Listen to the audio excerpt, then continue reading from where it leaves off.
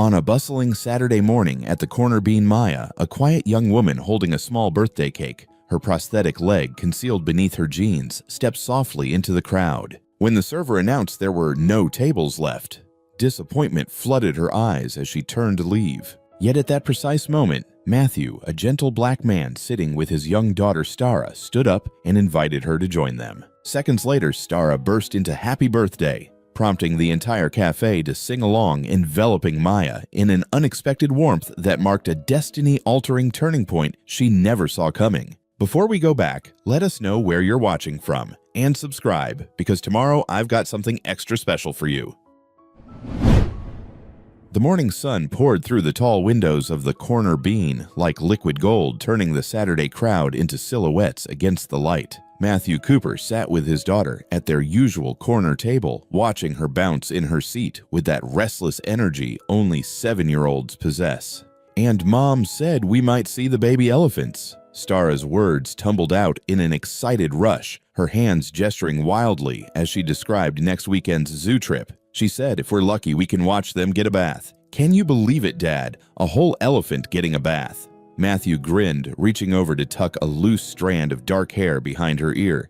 "That sounds amazing, sweetheart. Make sure you take lots of pictures for me, okay?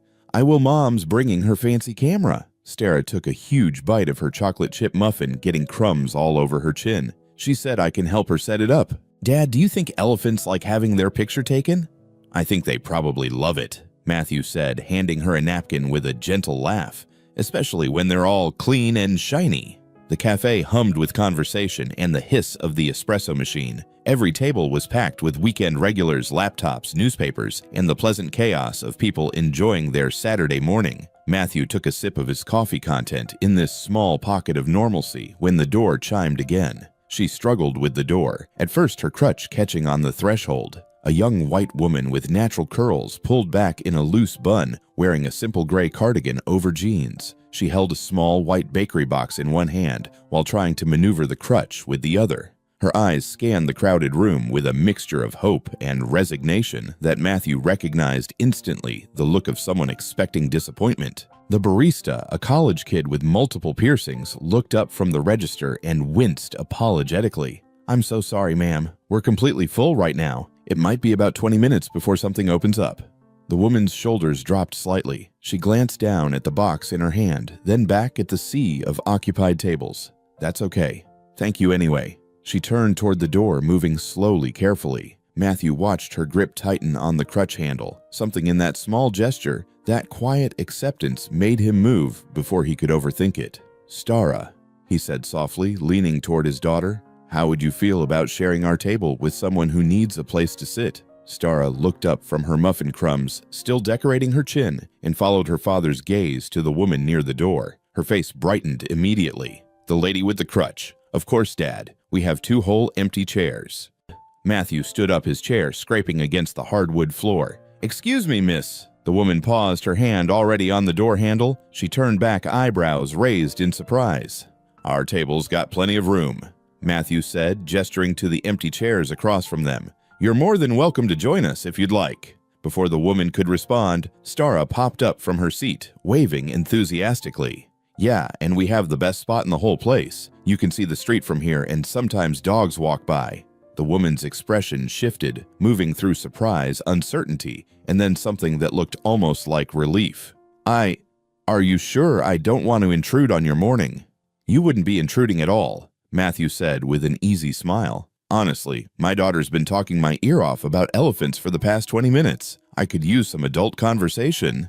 "Dad," Stara protested, but she was grinning. The woman hesitated for just a moment longer, then a small smile broke across her face. "Well, if you're sure, thank you. Really." She made her way through the crowded cafe, navigating between chairs and people with practiced care. Matthew pulled out one of the empty chairs for her, and she settled into it with a soft exhale, propping her crutch against the table's edge. "I'm Matthew," he said, sitting back down, "and this is my daughter Stara." "Maya," the woman replied. She set the white box carefully on the table in front of her. "Thank you both so much. I've been walking around for a while trying to find a quiet place to sit." "Well, you found one," Stara announced, though the bustling cafe around them suggested otherwise. Except it's not really quiet. But it's nice. I like it when it's busy because you can watch people. That lady over there has been on her phone for like an hour. And that man brought his dog in, even though there's a no dog sign, but nobody said anything because it's really cute. Stara, Matthew said with gentle amusement, maybe let Maya catch her breath first. But Maya was already laughing, a genuine sound that seemed to surprise even herself. No, it's okay. I appreciate the insider information about the cafe dynamics. Stara beamed, clearly pleased to have made the stranger laugh. Her eyes drifted to Maya's hair. Your hair is so pretty, I wish mine would curl like that. Mine just goes everywhere when I try. Thank you, sweetheart. Maya reached up self-consciously to touch one of her curls. It took me years to figure out how to manage it properly. What's in your box? Stara asked, her natural curiosity unstoppable. Is it a muffin? Dad got me a chocolate chip one. It's really good. You should try the chocolate chip ones.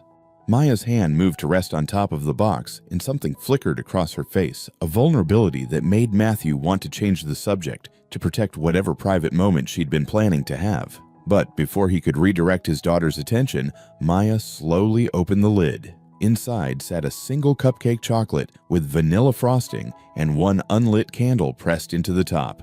Oh, Stara's eyes widened. Is someone having a birthday? Maya's smile was soft, almost wistful. Yeah, me actually. Today's my birthday. There was a beat of silence. Matthew felt his chest tighten, recognizing the weight of what Maya had just shared. She'd come here alone with a single cupcake, looking for a quiet corner to mark the day by herself. But Stara, beautiful in her 7-year-old innocence, didn't see tragedy. She saw celebration. Your birthday, she practically shouted, making several nearby patrons turn their heads. Dad, it's her birthday. We have to sing. Stara, Matthew started, but Maya was already laughing again, and this time there were tears gathering at the corners of her eyes. You really don't have to, Maya began. Of course we do, Stara insisted, already looking around for something to light the candle with. Dad, do you have a lighter or matches? We need fire. I don't carry those around, kiddo, Matthew said, but he was already catching the eye of the barista who'd been watching the exchange with interest. The young man grinned and grabbed a long lighter from behind the counter, walking it over to their table. Birthday? He asked Maya, who nodded, her hand pressed to her mouth, somewhere between laughing and crying. Birthday, Matthew confirmed. The barista lit the candle with a flourish. The small flame flickered in the morning light, casting tiny shadows across the white frosting. Stara didn't wait for permission or prompting. She started singing immediately, her voice clear and enthusiastic and completely off-key. Happy birthday to you. Matthew joined in, his deeper voice blending with his daughter's. Around them, other customers began to notice. A few joined in, then more. Within seconds, half the cafe was singing to this stranger, this woman who'd walked in alone with a single cupcake and found herself suddenly surrounded by voices. Happy birthday, dear Maya! Happy birthday to you! Maya sat frozen, the candle flickering in front of her, tears now streaming freely down her cheeks. But she was smiling, really truly smiling, in a way that transformed her entire face. Make a wish, Stara urged, bouncing in her seat. Maya closed her eyes, her lips moving silently for just a moment. Then she opened them, leaned forward, and blew out the candle. The cafe erupted in applause and cheers. Maya pressed her hands to her face, laughing through her tears. That was the best happy birthday song ever, Stara declared with absolute certainty. Right, wasn't it good? It was perfect, Maya said, her voice thick with emotion. She looked at Matthew, then at Stara, then back at Matthew. I can't believe you just... Thank you. Both of you. I didn't expect. Nobody should be alone on their birthday, Stara said matter-of-factly, as if this were the most obvious truth in the world. Right, Dad. Right, Matthew agreed softly, meeting Maya's eyes across the table. He saw gratitude there, but also something else, a kind of surprised wonder, as if she'd forgotten the world could be kind without reason. Maya wiped her eyes, laughing at herself. I probably look like a mess right now. You look happy, Matthew said simply, and she did. Despite the tears, despite whatever had brought her to this cafe alone with a single cupcake right now, in this moment, Maya looked genuinely beautifully happy. Can we have some cake? Stara asked, ever practical. You can't eat a whole cupcake by yourself on your birthday. That's sad. You should share it with your friends. Maya blinked, fresh tears threatening. Are we friends now? Obviously. Stara rolled her eyes in that dramatic way children do. We sang to you. That makes us friends. Right, Dad? Matthew pulled out his phone. Actually, before we eat the cake, let me get a picture of the birthday girl with her cupcake. Oh no, you don't have to. Maya started. Yes, he does, Stara interrupted. Every birthday needs pictures. My mom takes like 100 pictures on my birthday. She says memories are important. Something in Maya's expression shifted at the mention of a mother, but she nodded, repositioning the cupcake in front of her. Matthew snapped a few photos, then showed them to her. In the images, Maya sat bathed in morning sunlight, her curls catching the light, her smile genuine and unguarded. "These are really nice," she said softly. "I'll text them to you if you want," Matthew offered. They shared the cupcake, Maya insisting that Stara take the biggest piece, and fell into easy conversation. Stara carried most of it, asking Maya about her favorite animals and colors, and whether she preferred chocolate or vanilla, while Matthew watched his daughter work her particular magic of making strangers feel like old friends. Outside, the Saturday morning continued its rhythm. But inside the corner bean, at a table bathed in golden light, 3 people who'd been strangers 20 minutes ago shared a birthday cupcake, and the beginning of something none of them could have predicted. Matthew caught himself watching Maya as she laughed at something Stara said and felt something shift in his chest. Not attraction, not yet just recognition. The recognition of someone genuinely good, someone who deserved more than eating a birthday cupcake alone in a crowded cafe. "So," he said, surprising himself, "do you have any other birthday plans for today?" Maya's smile faltered just slightly. "Not really. I was just going to go home, maybe watch a movie." "That's boring," Stara announced. "Dad, we should do something. Can Maya come to the park with us? We're going to feed the ducks, remember?" Matthew glanced at Maya, ready to offer her an out if she wanted one. But she was looking at Stara with such open affection, such gratitude for the child's uncomplicated kindness. "I wouldn't want to intrude on your plans," Maya said. "You keep saying that," Matthew pointed out gently. "But I don't think you really would be. Would she, Stara? No way the ducks love when lots of people come. More people means more bread." Stara's logic was unassailable. Maya laughed, wiping frosting from her fingers with a napkin. "Well, when you put it that way." "Okay, if you're really sure."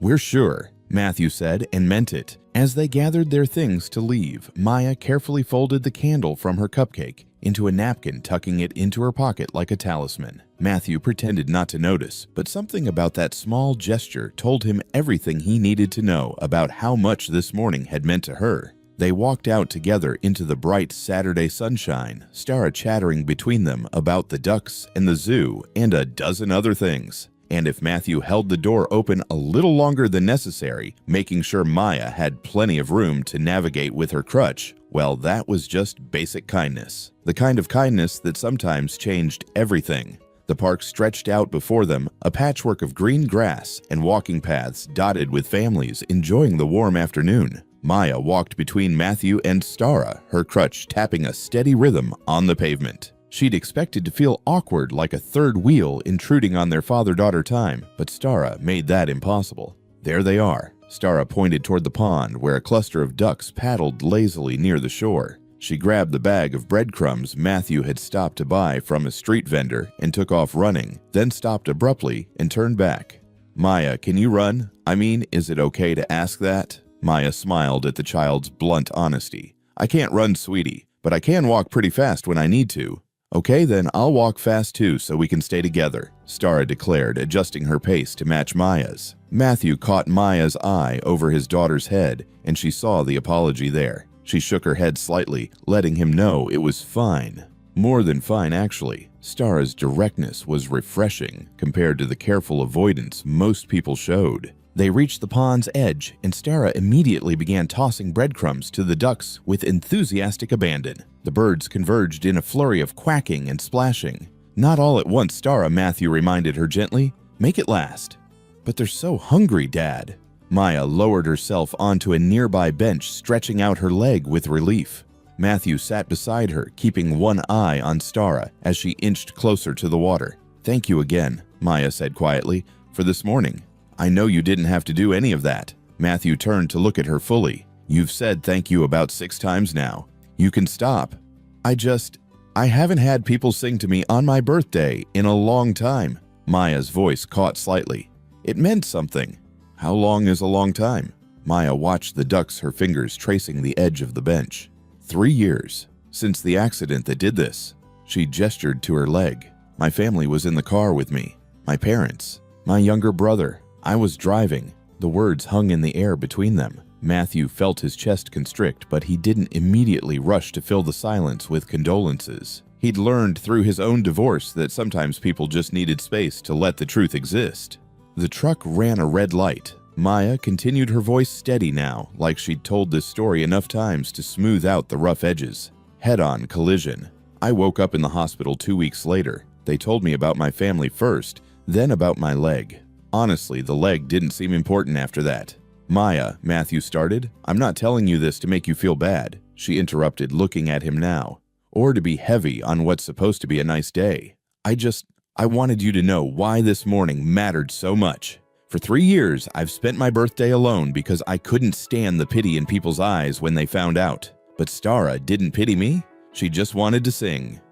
Matthew nodded slowly. Stara doesn't really do pity. She just does people. She's remarkable. She is. Matthew paused, then decided to offer his own truth. I'm a single dad. Her mom and I divorced when Stara was 4. He watched Maya's expression carefully, waiting for the usual assumptions, the questions about what went wrong, the careful probing about custody battles or bitter feelings. Instead, Maya just said, that must have been hard. It was, but not in the way most people think. Matthew leaned back against the bench, watching his daughter throw breadcrumbs with wild enthusiasm. Lumen, that's my ex-wife, and I didn't have some big dramatic falling out. We just weren't right for each other as partners. We got married young, had Stara, and somewhere along the way realized we made better friends than spouses. That sounds surprisingly healthy, Maya said. It is now. Took some work to get there. Matthew smiled. Lumen's an artist. Incredibly talented, completely free-spirited, needs spontaneity to breathe. I'm a high school English teacher who color codes his lesson plans and feels anxious if dinner isn't eaten at a reasonable hour. We drove each other crazy in all the wrong ways. But you stayed friends. For Stara. At first, it was just for Stara, but over time, we genuinely rebuilt our friendship. Lumen lives 2 hours away. Right now, works at a gallery. Stara spends every other weekend with her plus holidays. They're super close. Maya absorbed this information, and Matthew could almost see her mentally revising whatever picture she'd painted of his life. Dad, look. Stara's voice cut through their conversation. That duck is eating right out of my hand. Be gentle, Matthew called back, but he was grinning.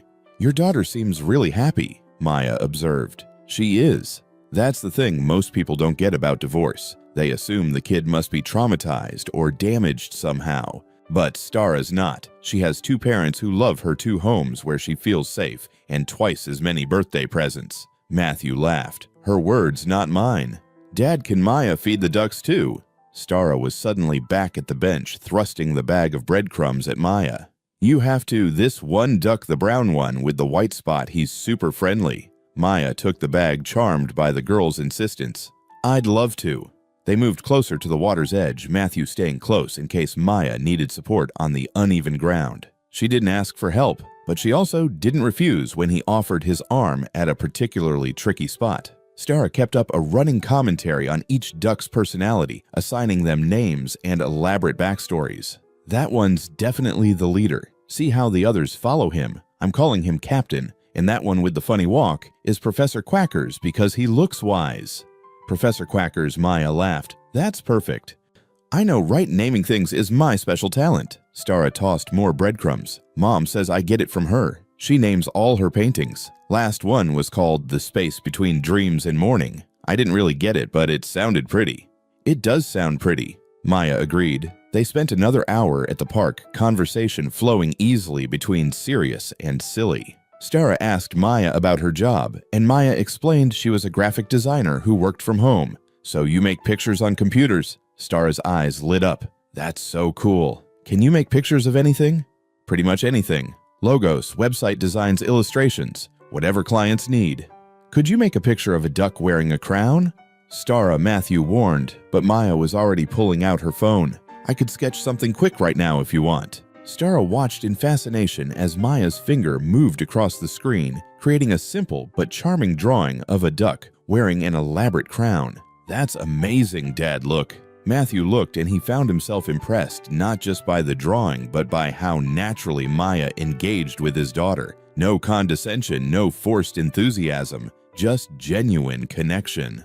The sun was starting to lower in the sky when they finally left the park. Stara had exhausted her supply of breadcrumbs and was starting to drag her feet, always a sign that her energy was finally depleting. "I should get her home," Matthew said. "Someone needs a nap before dinner."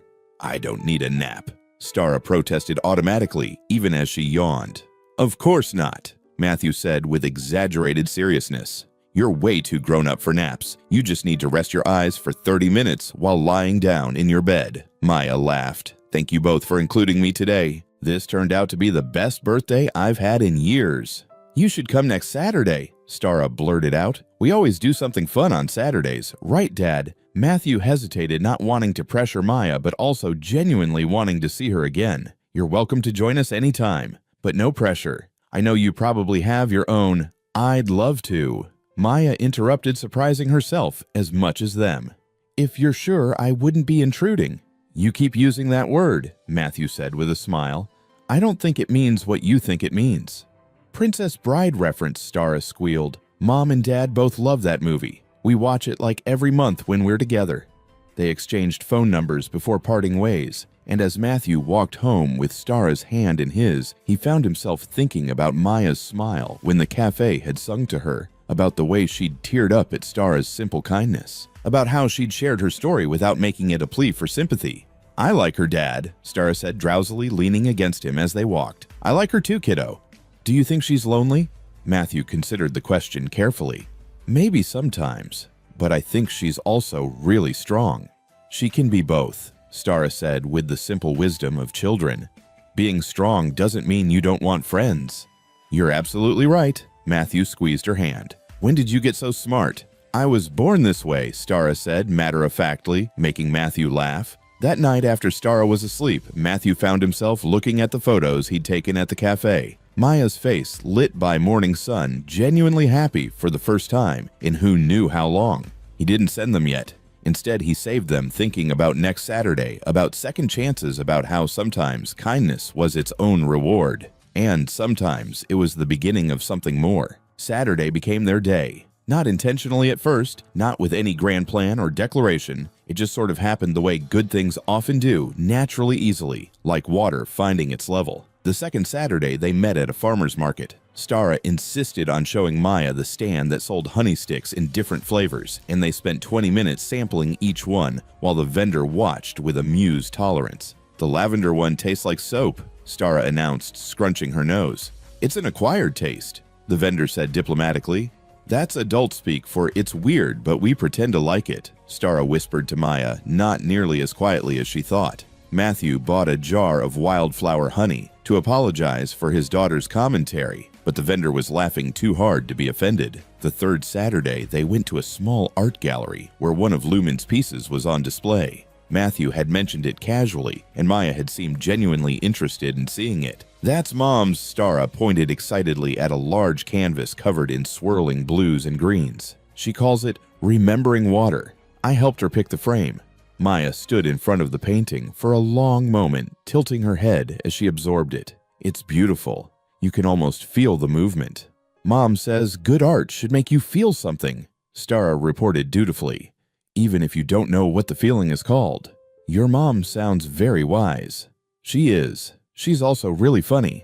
Last time I visited, she let me help paint, and I got blue paint in my hair. We had to wash it 3 times. Stara giggled at the memory, and Matthew noticed how easily she talked about her mother, how secure she was in having 2 homes, 2 parents who loved her. They got coffee, afterward hot chocolate for Stara, and sat outside where they could watch street performers. "So you and your ex-wife are really okay?" Maya asked carefully. "Like genuinely okay, I'm not trying to pry, it's rare." Matthew nodded. "It took work. Therapy, both individual and together. Lots of awkward conversations about boundaries and expectations. But yeah, we're genuinely okay now. We talk at least twice a week about Stara, sometimes about other stuff too. She gives me advice on lesson plans sometimes. I help her with the business side of her art career." "That must be nice for Stara, having parents who can still be in the same room." "It's more than nice for her, it's everything." She doesn't have to pick sides or carry messages or feel guilty about loving one of us when she's with the other. Matthew took a sip of his coffee. My parents had a brutal divorce. I spent my whole childhood being a pawn in their war. I was determined not to do that to my kid. Maya stirred her coffee absently. My parents were married for 35 years, high school sweethearts, still held hands at the dinner table. Her voice caught. I used to think it was embarrassing when I was a teenager. Now I'd give anything to see it one more time. Stara, who'd been watching the juggler, turned back to them. Do you miss your family a lot? Stara Matthew started, but Maya shook her head. It's okay. Yes, sweetie, I miss them every day. But talking about them helps sometimes. Keeps them close. What was your brother like? His name was Lucas. He was 22 when he died, about to graduate from college. He wanted to be a veterinarian because he loved animals more than people. Maya smiled at the memory. He was always bringing home strays. We had 4 cats, 2 dogs, and at one point a rabbit that he swore was just visiting temporarily. What happened to them, the animals? Stara asked with genuine concern. Lucas's girlfriend took them. She loved him a lot. She sends me pictures sometimes of the cats. They're old now, but still causing trouble. Matthew watched Maya as she talked, noting how she'd learned to speak about her loss without drowning in it. Not healed, maybe never fully healed, but learning to carry the weight differently. The 4th Saturday, Maya invited them to her apartment. It was small, but bright, with plants on every windowsill and artwork covering the walls. Her workspace took up one corner of the living room, a large desk with 2 monitors, a drawing tablet, and organized chaos of sketches and color swatches. Wow, Stara breathed, taking it all in. You have so many pictures. I collect things I find inspiring, Maya explained. That one's from a museum in New York. That one's actually something I found in a thrift store. And that one, she pointed to a framed print of a woman with butterfly wings, was a gift from my brother for my birthday 6 years ago. It's beautiful, Matthew said, moving closer to examine it. He said it reminded him of me, something about transformation and strength. Maya's laugh was soft, self-deprecating. I didn't feel very strong back then. I was stressed about work, about paying bills, about stupid stuff that doesn't matter now. That's the thing about perspective, Matthew said quietly. We never know what matters until we can't get it back.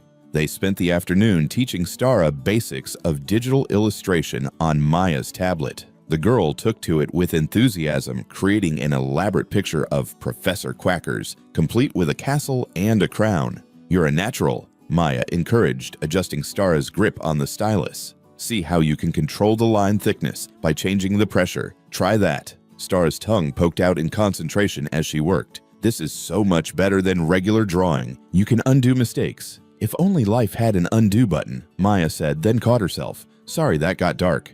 No, it's true though, Matthew said. He was sitting on the couch watching them work together, and something in his chest felt warm and full. Although I'm not sure I'd undo everything even if I could. Some mistakes teach us important things. Like what? Stara asked, not looking up from her drawing. Like how to be better the next time, how to forgive ourselves, how to know what we really want. He met Maya's eyes across the room. Sometimes the path we planned isn't the one we needed. The apartment smelled like the Thai food they'd ordered, and outside the evening was turning the sky shades of purple and orange. It felt domestic in a way that should have been uncomfortable given how recently they'd met, but instead felt easy. Natural. Can Maya come to my soccer game next week? Stara asked suddenly. It's on Wednesday, not Saturday, but you should come. I'm terrible at soccer, but it's fun anyway. Stara Maya might have work. I'd love to come. Maya interrupted, smiling at Stara's hopeful expression. I work from home, so my schedule's pretty flexible. Yes. Stara pumped her fist in the air, accidentally making a wild line across her digital canvas. Oops, good thing there's undo. By the 6th Saturday, they'd fallen into an easy rhythm. Matthew knew how Maya took her coffee, knew that she was quieter in the mornings and more animated after she'd had caffeine. Maya knew that Stara couldn't stand bell peppers but loved every other vegetable, knew that Matthew graded papers every Sunday night and got stressed if he fell behind. They were at the park again, different one this time, with a playground that Stara had been begging to visit. She was currently demonstrating her monkey bar skills to a level of commentary that suggested she'd missed her calling as a sports announcer. I'm going for the full run now, she called down. This is the advanced technique. Watch and learn. Please don't fall, Matthew called back. Where's your faith, Dad? Maya laughed, settling onto a bench in the shade. Matthew sat beside her, close enough that their shoulders almost touched. He'd become aware lately of how often they ended up in each other's space, how natural it felt. Thank you for fixing my bookshelf, Maya said. You really didn't have to. It was wobbling dangerously. Another week, and your entire graphic design library would have been on the floor. Matthew stretched his legs out in front of him. Besides, I like fixing things. It's calming. Is that the teacher in you wanting to solve problems? Maybe. Or maybe it's just who I am. Lumen used to joke that I couldn't walk past a crooked picture frame without straightening it. Is that why the divorce happened? You being too structured? Matthew considered the question. Partly. I wanted routine's predictability, a 5-year plan. She wanted spontaneity, adventure, the freedom to change her mind. Neither approach is wrong. They just don't work well together in a marriage. He paused. We made Stara together, which is the best thing either of us ever did, but we were making each other miserable in the process. It must have been scary though, choosing to leave. Terrifying. Even when you know it's the right choice, even when it's mutual, there's this moment of, what if we're making a huge mistake? Matthew turned to look at her. But sometimes the scariest thing is staying in something that's not working. Teaching yourself to settle because change is hard. Maya was quiet for a moment watching Stara play. After the accident, when I was learning to walk again, the physical therapist told me that the body wants to heal. It's designed to adapt and recover, but you have to let it. You can't force it, but you also can't give up on it. Sounds like good advice for more than just physical therapy. That's what I thought too. She smiled, but there was something wistful in it. I'm still figuring out the emotional recovery part. Some days are better than others. Did you talk to someone after the accident? A grief counselor for a while. She helped me understand that survivor's guilt is real and normal and doesn't make me a bad person for working through it. Maya's hands twisted in her lap. The hardest part wasn't even the grief itself. It was feeling like I didn't deserve to move forward, like being happy again was somehow betraying their memory. And now I think they'd want me to be happy. My mom especially. She was always saying life's too short for regrets and playing it safe. Maya laughed softly, which is ironic given how it ended. But I think she'd be mad if she knew I'd spent 3 years hiding. You're not hiding anymore. No, I met this really pushy 7-year-old who decided we were friends. Maya's smile was genuine now. And her pretty great dad who let a stranger crash their Saturday mornings. Something passed between them in that moment, acknowledgement of what was growing between them. Not just friendship, though it was that too. Something more. Something patient and careful and full of potential. Dad, Maya, watch this. Stara was hanging upside down from the monkey bars, her face red with blood rushing to her head. That's very impressive, but please don't fall on your head, Matthew called back. I won't. I'm an expert. Famous last words, Maya murmured, making Matthew laugh. They stayed at the park until the sun started to set, until Stara had exhausted every piece of equipment and was lobbying hard for ice cream on the way home. They walked 3 abreast down the sidewalk, Stara in the middle holding both their hands and swinging between them. This was a good day, the girl announced. All our Saturdays are good, but this one was extra good. What made it extra good? Maya asked. Stara thought about it seriously. I don't know. It just felt really happy, like we all fit together right. Matthew caught Maya's eye over Stara's head, saw his own feelings reflected there, the surprise of it, the unexpected rightness of this connection they'd stumbled into. Yeah, Maya said softly, we really do. The weeks melted into each other like watercolors each Saturday, bringing them closer, the boundaries between their separate lives becoming increasingly blurred. Matthew found himself thinking about Maya during his lunch break, wondering if she'd tried that new coffee shop she mentioned. Maya caught herself buying an extra cookie at the bakery, knowing Stara would be delighted by the surprise. It was the small things that accumulated into something bigger. Maya taught Stara how to use layers in digital art watching with quiet satisfaction as the girl's confidence grew with each new technique. You're really good at this, she told Stara during one of their afternoon sessions. Have you thought about taking a real class? Mom said the same thing. She wants to teach me, but she does traditional painting. This is different. This is your thing. Stara looked up from the tablet, her expression suddenly serious. Can I ask you something? Of course.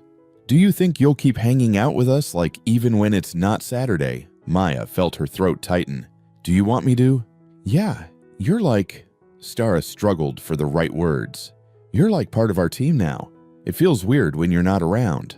I feel the same way, sweetheart. And she did. That was the truth of it. She'd spent 3 years building walls, keeping people at a safe distance where they couldn't hurt her, couldn't leave her. But somehow this father and daughter had slipped past her defenses with nothing more than kindness and genuine care. Matthew noticed it too, the way Maya had become woven into the fabric of their lives. She knew where they kept the spare key, knew that Stara hated breakfast before 8 on weekends, knew that Matthew got quiet and withdrawn when he was stressed about work. She'd started bringing coffee to his classroom after school, sometimes staying to help him organize his book corner, while Stara did homework at one of the student desks. "You don't have to do this," he said one afternoon, watching her alphabetize his poetry collection. "I know, I want to." She glanced at him over her shoulder. "Is that okay? Tell me if I'm overstepping." "You're not. I just don't want you to feel obligated." "Matthew." She set down the book she was holding and turned to face him fully. "I'm here because I want to be, because being around you two makes me happy. Is that allowed?" He moved closer, drawn by something in her voice and her eyes. "It's definitely allowed." They stood there for a moment, close enough that Maya could see the flecks of gold in his brown eyes, could count the smile lines around his mouth. The air between them felt charged with possibility, with things unsaid but deeply felt. "Dad, I finished my math." Stara's voice broke the spell, and they stepped apart, both smiling at the interruption.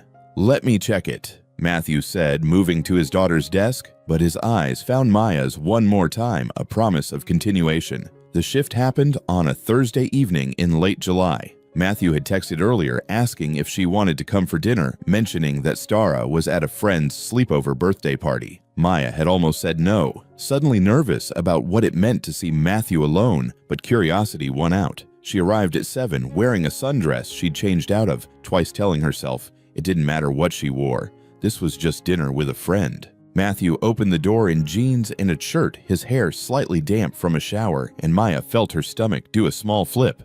"Hey," he said, his smile warm and slightly uncertain. "Come in. I made pasta. Hope that's okay. I'm not exactly a chef." Pasta's perfect. His apartment was tidy, but lived in with Stara's artwork covering the refrigerator and toys organized in colorful bins. A bookshelf dominated one wall, crammed with novels and poetry collections, and what looked like every young adult book ever written. "Occupational hazard," Matthew said, following her gaze. "I can't pass a bookstore without buying something. I'm the same way with art supplies. I have 3 drawers full of fancy pens I never use, but couldn't resist." They fell into easy conversation over dinner, but there was something different in the air tonight, an awareness that hadn't been there before. Or maybe it had been there all along, just waiting for them to acknowledge it. "Can I ask you something?" Matthew said as they cleared the dishes. "And feel free to tell me if I'm out of line." "Okay," Maya said cautiously. "Have you dated anyone since the accident?" Maya's hand stilled in the soapy water. "No, I haven't really wanted to." "Because of the physical stuff, or…" "At first, yeah. I didn't feel like myself in this new body. I couldn't imagine letting someone see me like this." She gestured to her leg. "But then it became more about not wanting to let anyone close enough to lose them. It felt safer to be alone." Matthew dried the dish she handed him, his movements careful and deliberate. "And now I think I've been lying to myself about what safe really means." She met his eyes. "Safe isn't the same as happy." "No," he agreed quietly. "It's not. What about you? Have you dated since the divorce?" "A few times. Nothing serious. Nothing that felt right." He set down the dish towel. "I didn't want to introduce Stara to someone unless I was sure it was going somewhere. She's already had enough change in her life." "That's really responsible of you." "Or maybe I was just scared of getting it wrong again, of choosing someone for the wrong reasons and ending up divorced with 2 kids instead of 1.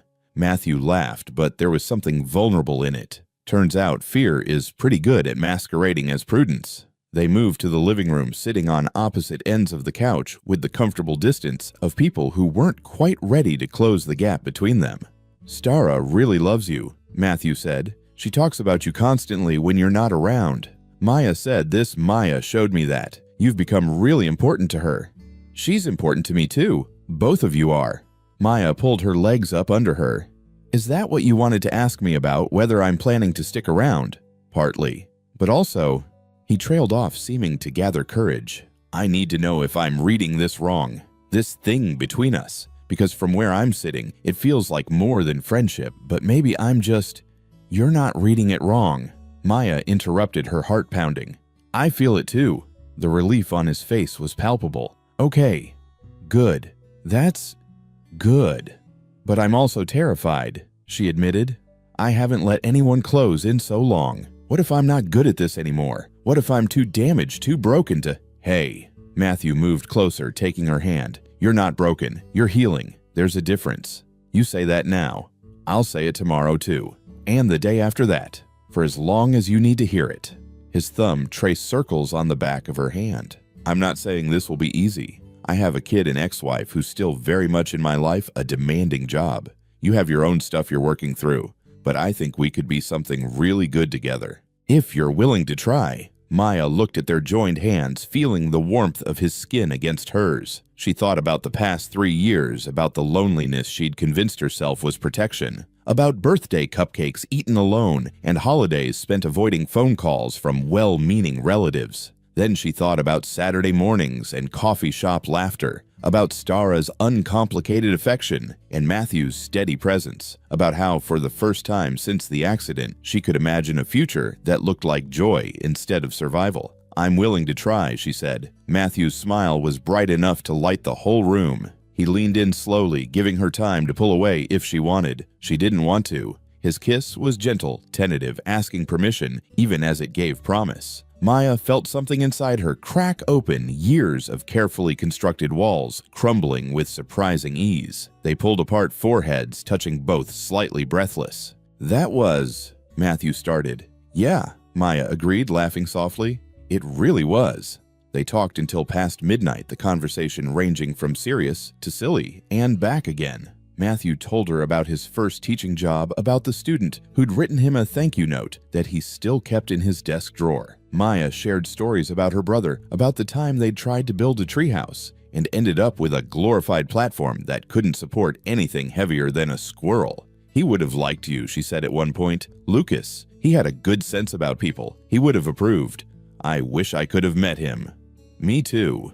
When Maya finally left with promises to see him Saturday as usual, she felt lighter than she had in years. She drove home with the windows down, letting the summer air whip through the car, and for once she didn't automatically think about the last time she'd driven at night, didn't flinch at oncoming headlights. Progress, she thought. This is what progress feels like. Stara bounced into Matthew's apartment on Friday afternoon, backpack flying, words tumbling out in an excited rush. Dad, guess what, Mom's moving back? Matthew looked up from his laptop where he'd been entering grades. What, Lumen's moving back here? Yes, isn't it amazing? She got a job at that big gallery downtown, the one with the fancy name I can never remember. She's moving here permanently. Stara was practically vibrating with excitement. She said she'll find a house close by so I can walk there if I want. I'll get to see her all the time, not just every other weekend.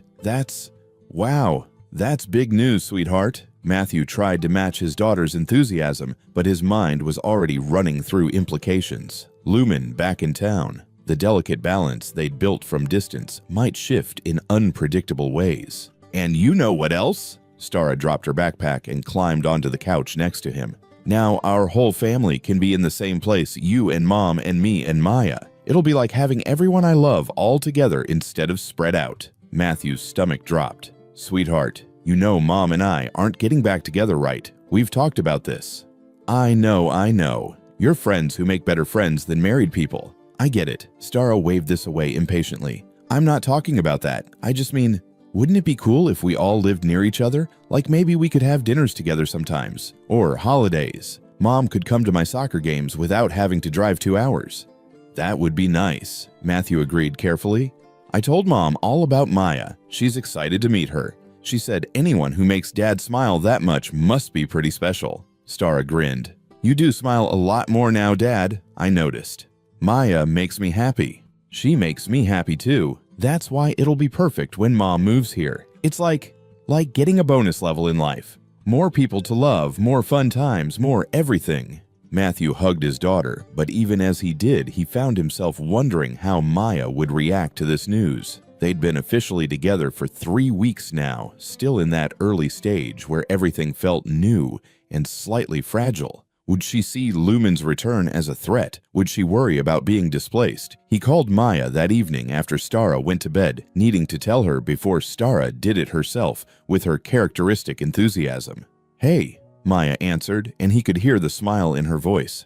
"I was just thinking about you. Good thoughts, I hope. The best thoughts. What's up?" Matthew took a breath.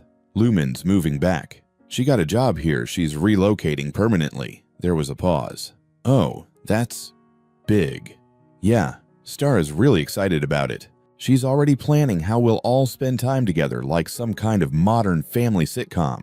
"How do you feel about it?" Maya's voice was carefully neutral. "Honestly, I'm okay with it. Lumen and I are solid as friends. It'll be good for Stara to have her closer." He hesitated. "But I wanted you to hear it from me first, and I wanted to make sure you know that this doesn't change anything between us." "Okay." Something in that single word made Matthew frown. "Talk to me. What are you thinking?" "I'm thinking that your ex-wife is moving back to town and your daughter is thrilled about having her whole family together, and I'm just..." Maya trailed off. "You're just what?" "I'm the girlfriend, the new person, the one with the crutch who'll be standing next to the woman who gave birth to the kid I've grown to love." Maya's voice was tight. "I'm happy for Stara, I really am, but I'm also scared that I don't fit into this picture you're all creating." "Maya, I should go. I have a client deadline tomorrow. I'll talk to you later, okay?" She hung up before he could respond, and Matthew stared at his phone, worry settling in his chest like a stone. Over the next 2 weeks, Maya became increasingly distant. She still came to Saturday, activities still smiled and engaged with Stara, but Matthew could feel her pulling away. She turned down his invitations to dinner, claimed work projects were keeping her busy, responded to his texts with increasing delays. Stara noticed. "Is Maya mad at me?" she asked one evening. "No, sweetheart, she's just busy with work. But she always made time before." Stara's face scrunched with worry. "Did I do something wrong?" "You didn't do anything wrong, I promise." But even as he reassured his daughter, Matthew knew he needed to fix this. He couldn't let Maya disappear back into her carefully constructed isolation, couldn't let her convince herself she didn't belong. He found her at her apartment on a rainy Thursday evening, showing up unannounced with Thai food and determination. Maya opened the door looking exhausted, her hair pulled back in a messy bun, wearing sweatpants and an old shirt. "Matthew, I wasn't expecting you." "I know. Can I come in?" She hesitated, then stepped aside. Her apartment, usually bright and organized, looked lived in and slightly chaotic. Sketches covered every surface, and her workspace was littered with coffee cups. "Busy week?" Matthew asked, setting the food on her counter. "Something like that." Maya leaned against the wall, arms crossed defensively. "You didn't have to come over." "Yeah, I did, because you've been avoiding me for 2 weeks, and I need to know why." "I haven't been avoiding you." "Maya." He said her name gently but firmly. "Talk to me, please." She was quiet for a long moment, her eyes on the floor. When she finally spoke, her voice was small. "I saw Lumen's picture. Stara showed me on her phone. Your ex-wife is beautiful, like genuinely, effortlessly gorgeous, and successful, and whole." "Maya, let me finish." She looked up now, and Matthew saw tears in her eyes. "I know you said you two are just friends. I believe you. But Stara keeps talking about how perfect it'll be when her mom is here, how you'll all be together, and I keep thinking about how I'll look next to her, the girlfriend with the crutch, the damaged one, the replacement who isn't quite as good as the original." Matthew felt anger flare not at Maya, but at whatever voice in her head was telling her these lies. "First of all, you're not a replacement. You're not replacing anyone. And second, you're not damaged. I'm literally missing part of my leg." "So what?" His voice rose slightly, surprising both of them. "You think that makes you less beautiful, less worthy, less capable of being loved?" "I don't know." Maya's voice broke. "Maybe because look at your life, Matthew. You have this beautiful daughter and this amicable relationship with your equally beautiful ex-wife, and everything is so healthy and functional. And then there's me with my survivor's guilt and my physical limitations and my 3 years of hiding from the world.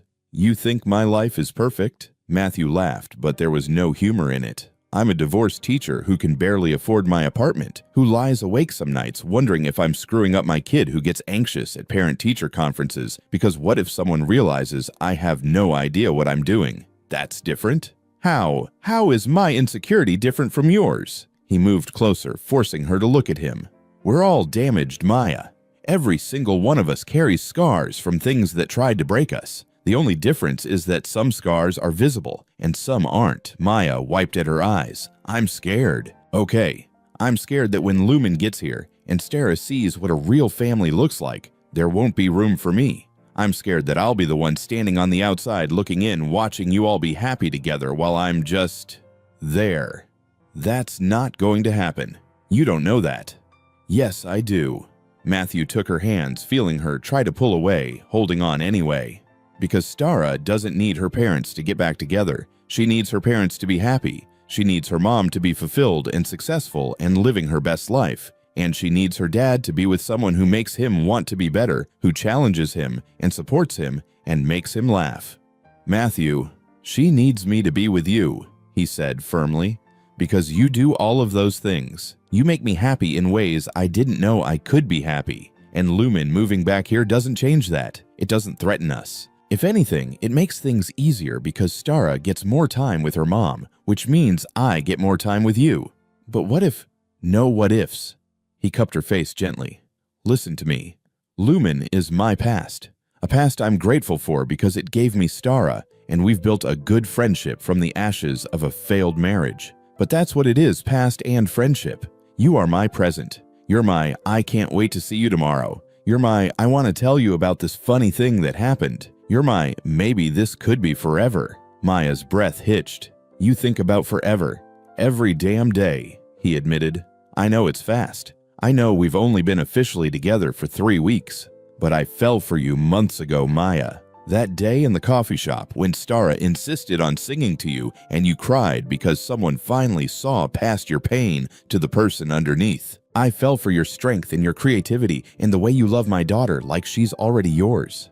I do love her, Maya whispered, both of you. Then don't pull away from us. Don't let fear rob you of something good just because it feels safer to be alone. Matthew pressed his forehead to hers. Be brave enough to stay. Maya's hands came up to grip his arms, anchoring herself. What if I'm not good at this? What if I mess it up? Then we'll figure it out together. That's what relationships are, figuring things out together. He pulled back just enough to look in her eyes. I'm not asking you to be perfect. I'm asking you to be here, to trust that you belong in this family we're building, to believe me when I say I love you. The words hung in the air between them, important and irrevocable. You love me. Maya's voice was barely audible. Yeah, I really do. She kissed him then, desperate and relieved, and full of all the things she couldn't quite say. When they finally pulled apart, both breathing hard, she pressed her face into his chest. I love you too, she murmured against his shirt. I'm sorry I got scared. Don't be sorry. Just don't shut me out again. He held her close, feeling her heart beat against his. Promise me that when you get scared, you'll talk to me instead of running. I promise. She pulled back to look at him. I want to meet her. Lumen. Officially. Not just Facebook stalking her like some jealous girlfriend. Matthew smiled. You Facebook stalked her. Extensively. She has great taste in art, and her hair is impossibly shiny. It's annoying. I'll arrange a meeting. But Maya, he waited until she met his eyes.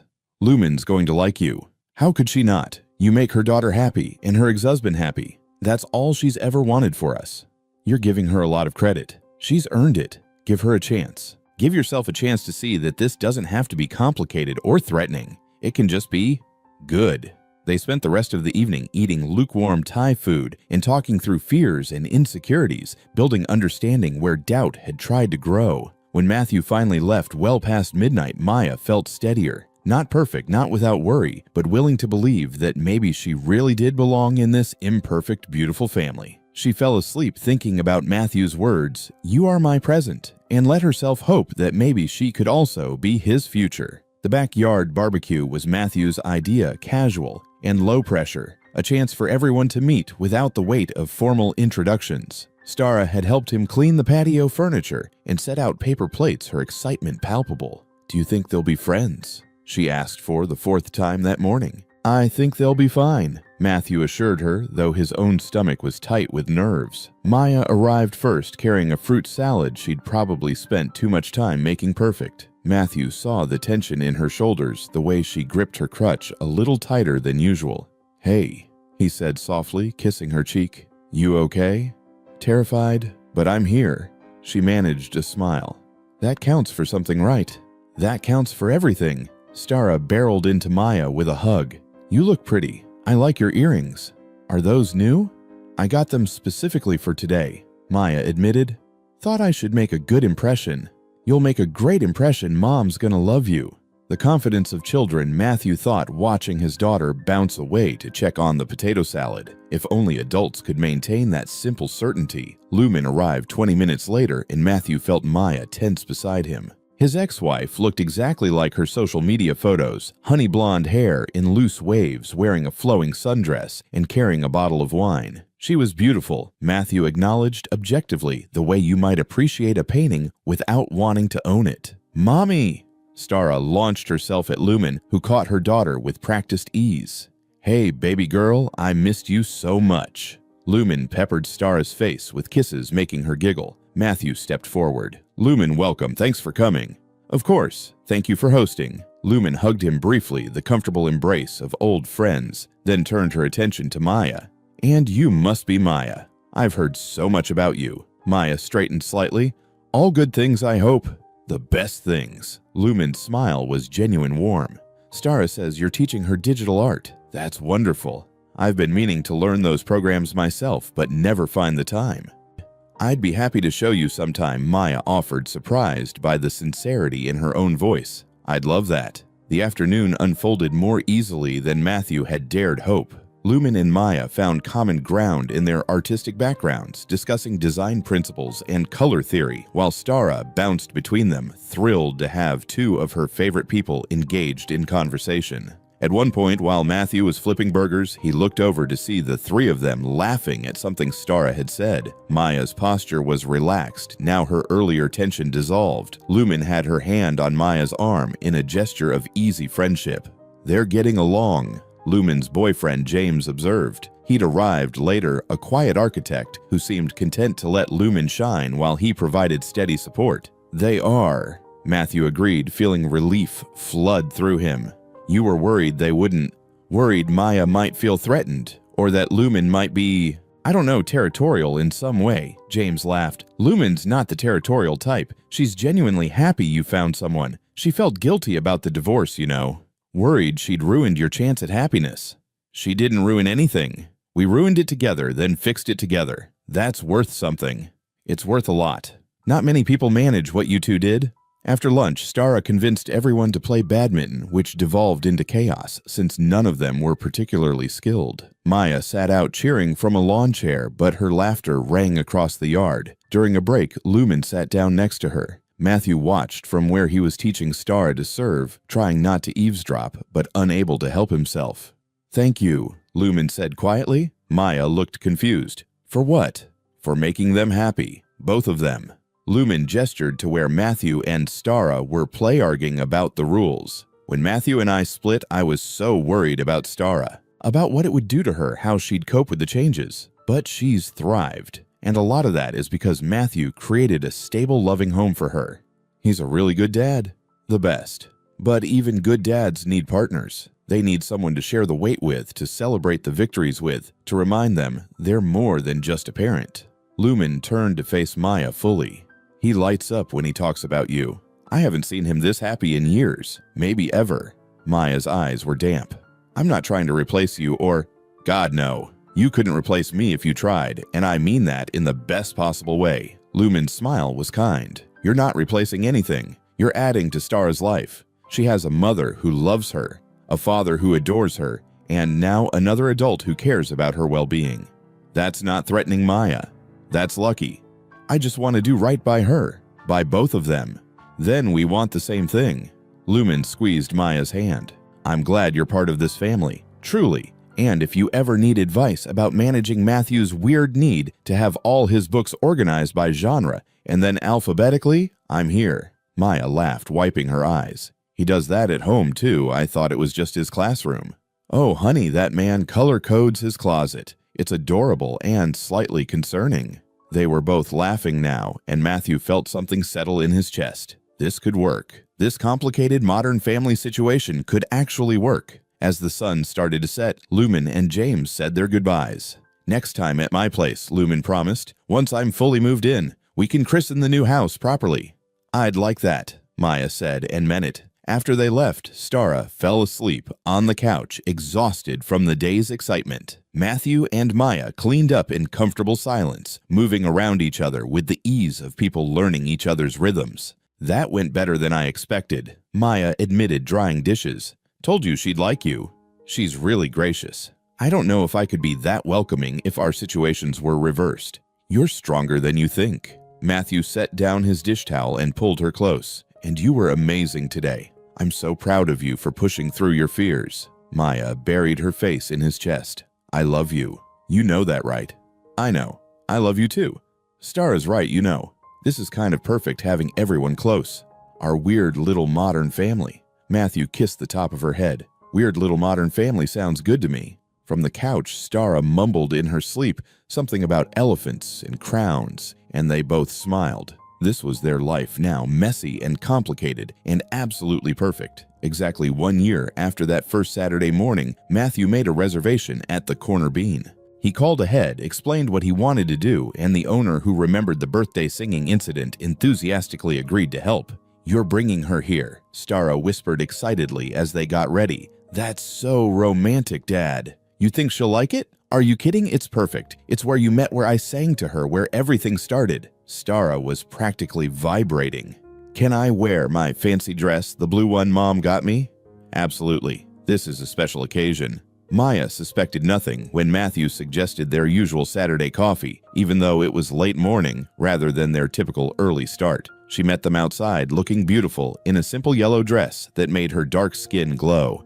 "Hey you," she said, kissing Matthew briefly. "Ready for our coffee date?" "More than ready." The Corner Bean was crowded as always, but Matthew led them confidently to their usual table, the one in the corner with the window view. On it sat a small reserved sign that read, "For our family." Maya's eyes widened. "Matthew, what?"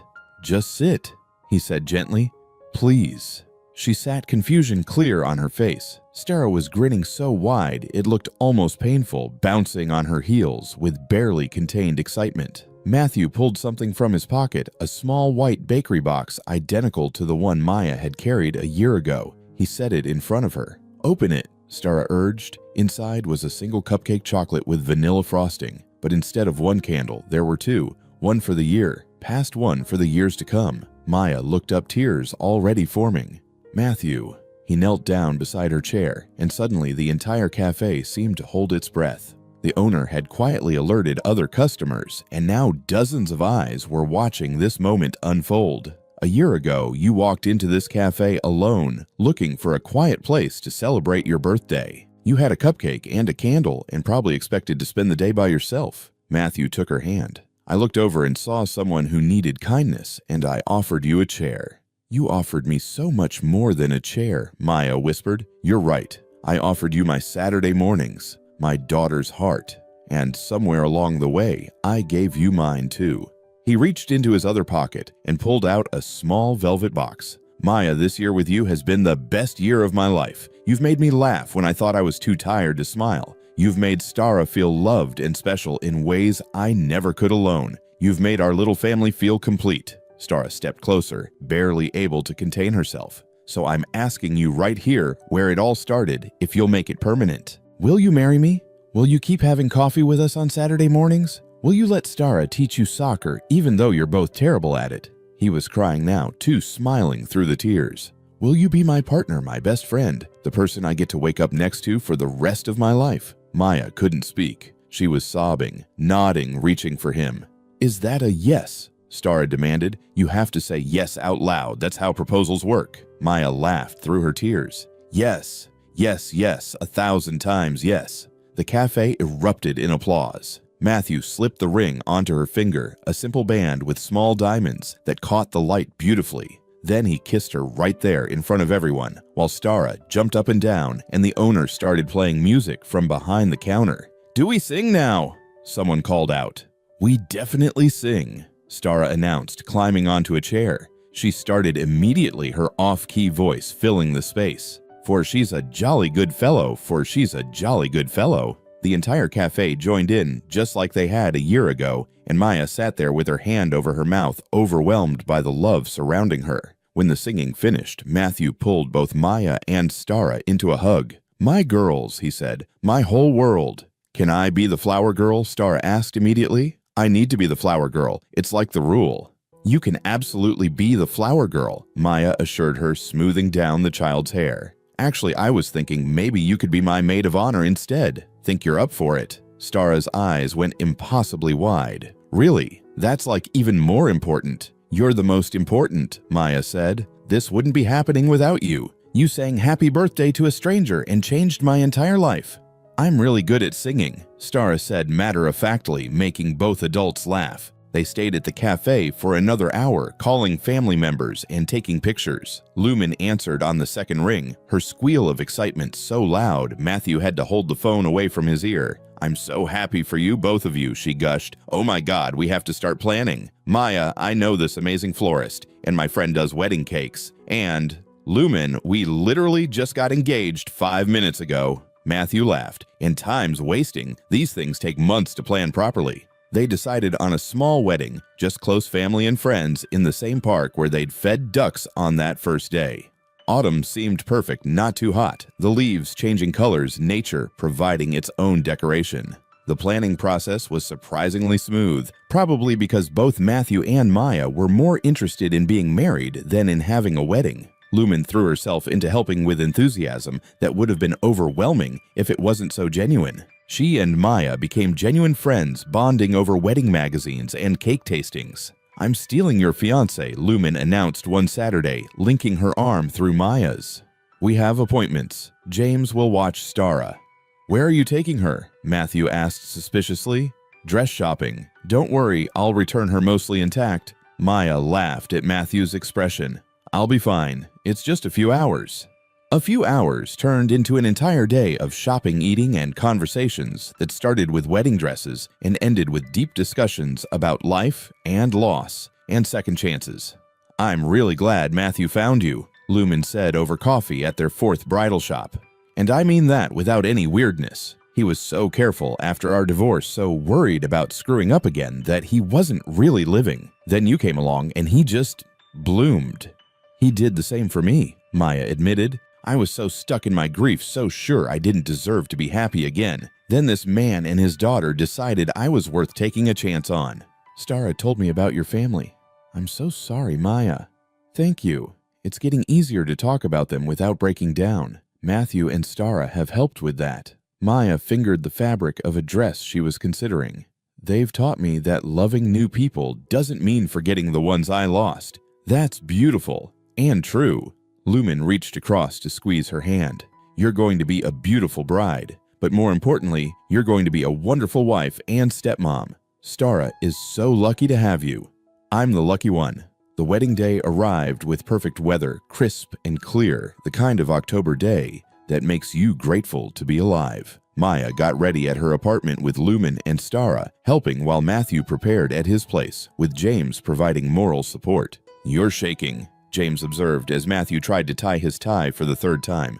"I'm nervous." "Why, you know she's going to show up. You know she loves you." "I know. I'm not nervous about that. I'm nervous about screwing this up somehow, about not being good enough for her." "Matthew," James took over the tie duties. "That woman walked into your life carrying a single cupcake and a lot of pain. You gave her a family. You gave her joy. You gave her a reason to believe in tomorrow. Stop worrying about being good enough and just enjoy being loved." At the park, chairs were arranged in simple rows facing an arbor decorated with autumn flowers. Fewer than 50 guests, mostly teachers from Matthew's school, Maya's work colleagues, and family members. Simple, intimate, perfect. Stara walked down the aisle first carrying a bouquet and taking her role very seriously. Then Lumen, who'd agreed to be one of Maya's bridesmaids, followed by 2 of Maya's friends from her design program. Then Maya appeared walking carefully but confidently without her crutch, her father's best friend giving her away since her parents couldn't be there. Her dress was simple and elegant, her hair crowned with small flowers, but it was her smile that made Matthew's breath catch radiant and real and full of everything good they'd built together. The ceremony was short-focused on promises about partnership and patience and choosing each other every day. When they exchanged rings, Stara wiped away tears, and even Lumen wasn't pretending she had something in her eye. "I love you," Matthew whispered as they were pronounced married. "I love you too," Maya whispered back. "Thank you for inviting me to sit down. Best decision I ever made." The reception was held at a local restaurant, nothing fancy but filled with laughter and good food. Stara gave a speech that made everyone cry, talking about how Maya had taught her that families can be built, not just born into. "Some people think it's sad that my parents are divorced," she said, wise beyond her 7 years. "But I don't think it's sad at all. I get 2 homes and 3 parents and double the love. And now I get Maya forever, which means even more love. So actually, I'm the luckiest kid ever." The crowd applauded, and Maya had to excuse herself to the bathroom to compose herself. Lumen found her there, touching up her makeup. "That kid has everyone wrapped around her finger." "She really does," Maya agreed, laughing through fresh tears. "Hey," Lumen waited until Maya met her eyes in the mirror. "Thank you for loving my daughter, and for loving her father. You've given them both something I couldn't, a sense of completion. That's a gift. You gave them plenty, Lumen. You gave them each other. We gave them each other, but you gave them you. Don't undersell that." They hugged 2 women who might never have been friends under normal circumstances, but who'd found common ground in loving the same child and wanting the best for the same man. When Maya and Matthew left the reception, Stara threw biodegradable confetti that got in everyone's hair. They were spending their wedding night at a nearby hotel before flying out to a week-long honeymoon in California, but they'd promised Stara daily video calls. "Take care of my girls," Matthew told Lumen as they prepared to leave. "Our girls," Lumen corrected gently. "We're all family now." "Yeah," Matthew agreed, looking around at the assembled group, his ex-wife and her boyfriend, his daughter, his bride, his co-workers, his found family. "We really are." At the hotel, Maya stood by the window, looking out at the city lights, still wearing her wedding dress. Matthew came up behind her, wrapping his arms around her waist. "Happy?" he asked, deliriously. She leaned back against him. "Did you ever think, when you invited that stranger to sit at your table, that it would lead to this?" "Honestly, no. I just thought you looked like you needed a friendly face." "I needed so much more than that. I needed a reason to start living again." She turned in his arms. "You and Stara gave me that." "We're going to have a good life together," Matthew promised.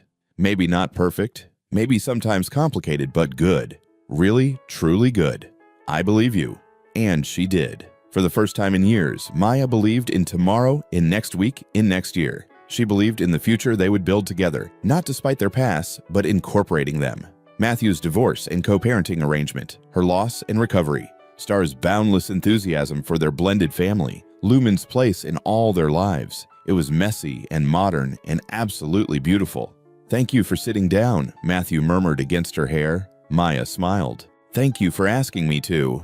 Outside, the city continued its rhythm, full of people living their lives, making their choices, building their futures. But inside that hotel room, 2 people who'd found each other in a crowded cafe celebrated the beginning of forever. And somewhere in a house across town, a 7-year-old girl fell asleep, smiling, dreaming about the family that had started with a song and was now complete. Sometimes love begins with grand gestures and dramatic declarations. But sometimes, the best times, it begins with something much simpler. Sometimes it begins with kindness. Sometimes it begins with an invitation. Sometimes it begins with just 4 words. Want to sit down. Join us to share meaningful stories by hitting the like and subscribe buttons. Don't forget to turn on the notification bell to start your day with profound lessons and heartfelt empathy.